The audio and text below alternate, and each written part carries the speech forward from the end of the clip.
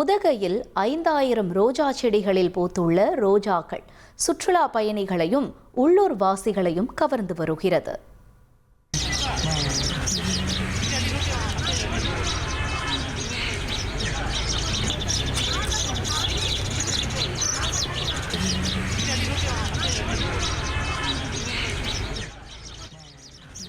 மலைகளின் அரசியான ஊட்டியை நோக்கி தினம் தினம் படையெடுத்து வரும் சுற்றுலா பயணிகள் ஏராளம்.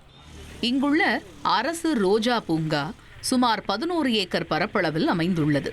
இந்த ரோஜா பூங்காவில் 4400 ரகங்களில் சுமார் 40,000 ரோஜா செடிகள் பராமரிக்கப்பட்டு வருகின்றன. ஆசியாவிலேயே அதிக ரோஜா ரகங்களை கொண்ட இந்த பூங்காவில் வரும் மே மாதத்தில் ரோஜா கண்காட்சி நடைபெறவுள்ளது. இதற்கான பணிகளான கவாத்து செய்யும் பணி மற்றும் பராமரிப்பு பணிகள் தற்பொழுது தீவிரமாக நடைபெற்று வருகிறது.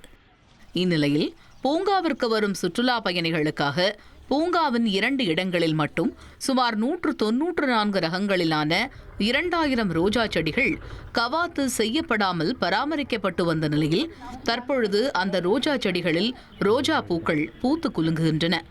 வெள்ளை, சிவப்பு, மஞ்சள், ஊதா என பல வண்ணங்களில் பூத்து குலுங்கும் இந்த ரோஜா பூக்களை சுற்றுலா பயணிகள் பலரும் வியப்புடன் பார்த்து வருகின்றனர்.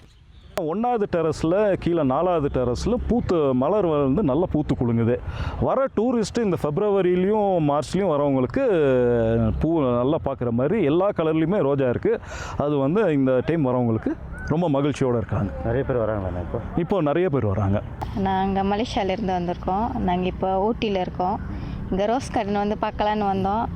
கீழே வந்து பார்க்குறப்ப லைட்டாக பூலாம் இல்லை, ஆனால் மேலே வந்து பார்க்குறப்ப அழகாக இருக்குது ரொம்ப பூலாம். ஸோ நாங்கள் என்ஜாய் பண்ணுறோம் இந்த வியூவை. இந்த பூக்களை ஏராளமான சுற்றுலா பயணிகள் ஆர்வத்துடன் கண்டு ரசிப்பதுடன் புகைப்படம் மற்றும் செல்ஃபி எடுத்து மகிழ்ச்சியுடன் செல்கின்றனர். ஒரே பகுதியில் பல ரகங்களிலும் நிறங்களிலும் சிறியது முதல் பெரிய அளவிலான ரோஜா மலர்களை காண்பது மகிழ்ச்சி அளிப்பதாகவும் சுற்றுலா பயணிகள் தெரிவித்தனர்.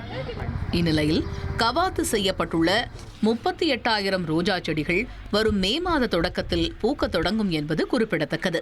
உங்கள் தந்திவன் தொலைக்காட்சியில் காதலும் கலகலப்பும் நிறைந்த ஒரு புத்தம் புதிய ஃபேண்டசி தொடர் ராஜா ராணி தினமும் இரவு 8 மணிக்கு.